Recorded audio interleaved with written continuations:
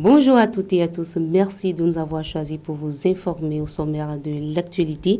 C'est une bonne nouvelle pour la jeunesse entrepreneuriale togolaise, surtout du secteur de la transformation agroalimentaire. Le FAYEJ et l'occasion ont signé un partenariat allant dans ce sens pour la mise en place d'un centre de ressources de production. Merci de votre fidélité. Je vous le disais tantôt, un pas de plus est franchi cette semaine au profit des jeunes entrepreneurs togolais opérant dans le dans le domaine de la transformation agroalimentaire. Le Fonds d'appui aux initiatives économiques des jeunes et le Centre des ressources pour l'artisanat ont signé jeudi une convention de partenariat visant à la mise en place d'un centre de ressources de production. Plus de précision avec Herman Adade Samson Kevi. C'est un nouveau jour qui se lève à compter de ce 18 février 2021 pour les jeunes entrepreneurs togolais opérant dans le secteur de la transformation agroalimentaire. Le FAYEJ, Fonds d'appui aux initiatives économiques des jeunes, et le CRASIO, Centre de ressources pour l'artisanat de la préfecture de Zio, ont trouvé un accord de partenariat ce jour pour la mise en place très bientôt d'un centre de ressources de production adapté aux besoins. Il s'agira d'un espace aménagé et équipé en matériel et machines de transformation agroalimentaire pouvant permettre aux jeunes entrepreneurs du secteur une utilisation partagée à moindre coût. Le centre de ressources se représente un peu comme un pôle de transformation agricole mais économique et sociale, un pôle de développement de la zone dans laquelle le centre de ressources est implémenté. Je trouve le projet très intéressant parce que des préalables ont été faits par rapport à cela qui ont d'ailleurs motivé la signature de cette convention et je pense que ça peut beaucoup apporter et non seulement à la région mais aussi à tout le pays. Pour un début, l'accent sera mis sur les entrepreneurs essaient dans la production de jus de fruits et dans la transformation de tomates, soit une dizaine environ issus de la préfecture de Zio et du Grand Lomé. Toutes ces actions en réalité s'inscrivent dans l'objectif que le gouvernement s'est assigné à travers la mise en œuvre de sa feuille de route. Plus de création d'emplois pour la jeunesse togolaise, plus de création de valeurs économiques et sociales pour une inclusion sociale dans notre pays et une prospérité partagée. Phase pilote, le projet est prévu s'étendre aux autres régions du Togo au bénéfice des 3000 entrepreneurs environ de ce secteur. Le projet sera effectif grâce à l'appui de la coopération allemande, la GIZ.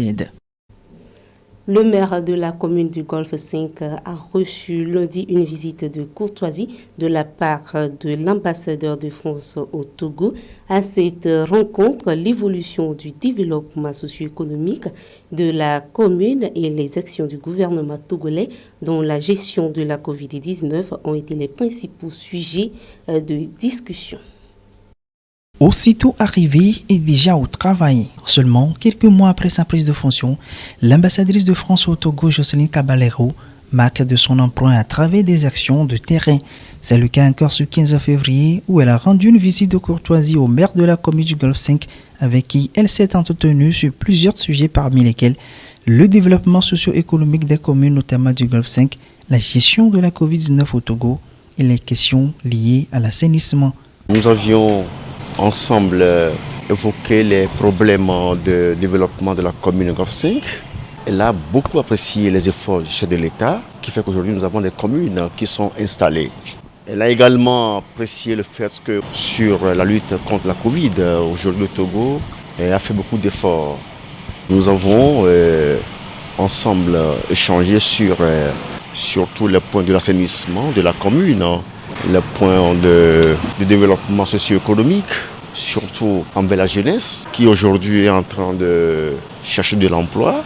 Une visite visiblement prometteuse en termes de partenariat à en croire le maire d'Aflao Gakli. C'est une bonne rencontre qu'on a eue ce soir et je peux vous dire qu'aujourd'hui, avec ce qu'on a eu comme discussion avec l'ambassadrice de la France au Togo, il y a beaucoup de projets qui sont en vue. Notons que Jocelyne Caballero est nommée ambassadrice de France au Togo en septembre 2020 en remplacement de Marc Vizy, arrivé en fin de mission. C'est parti pour un partenariat entre l'Association Courrier d'Hôpital International Togo et l'Association nationale des infirmiers et infirmières du Togo. Les deux associations, ensemble, vont œuvrer pour l'accès universel aux soins à travers l'application mobile d'Okita Aïs. Le but est de promouvoir la culture du médecin de famille. C'est officiel.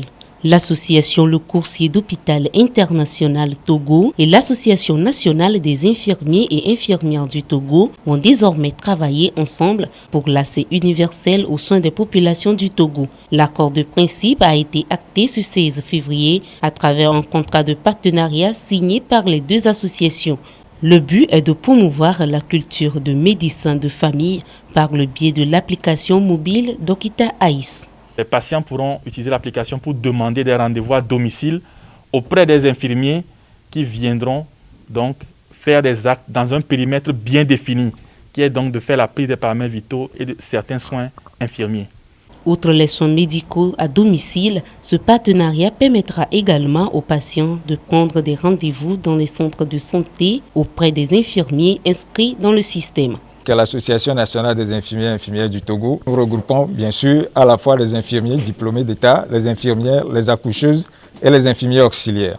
Notre association s'engage à mettre à la disposition de l'Okita Aïs des professionnels de santé formés, qualifiés. Plus d'une soixantaine d'infirmiers et infirmières sont actuellement enregistrés à travers le pays. Notons que le Coursier d'Hôpital International travaille depuis 2019 sur le projet numérique dénommé ISM Togo, entendu Innovation pour la santé des mères et des enfants du Togo. Ce dernier vise à faire un suivi continu de 25 000 femmes enceintes et de 100 000 enfants de moins de 5 ans vivant dans les zones situées à plus de 5 km des USP dans la région maritime via des carnets de santé digitaux sur l'application d'Okita Aïs.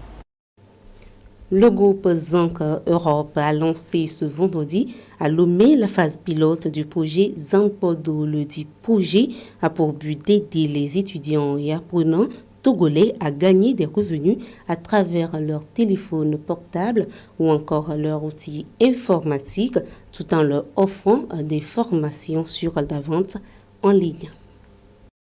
Il n'est pas encore tard pour une nouvelle opportunité, a-t-on l'habitude de dire, lorsqu'on est souvent jeune. Une pensée désormais conceptualisée en un projet qui porte son nom, Zankpodo en évé, qui signifie tout simplement « il n'est pas tard » en français.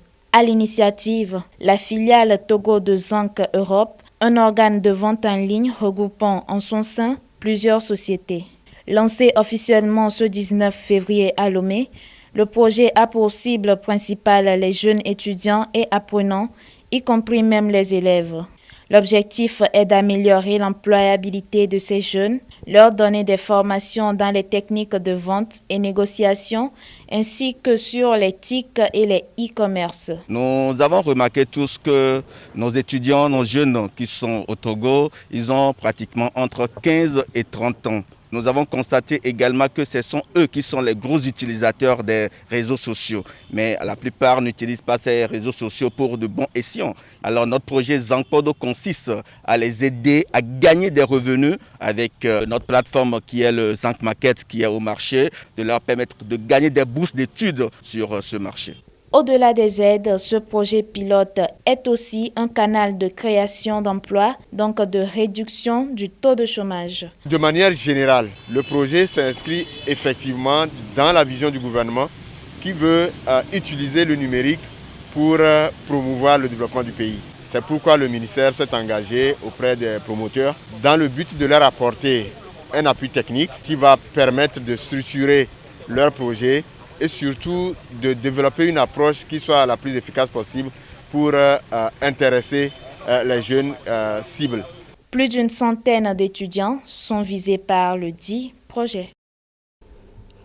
La nouvelle de son décès a choqué plus d'un. Le désormais ex-directeur de publication du journal Courrier de la République, Feu Aliru Mourou Tchakala, a succombé le 13 février dernier des suites d'une maladie. Suivez dans le prochain élément les derniers hommages qui lui ont été rendus.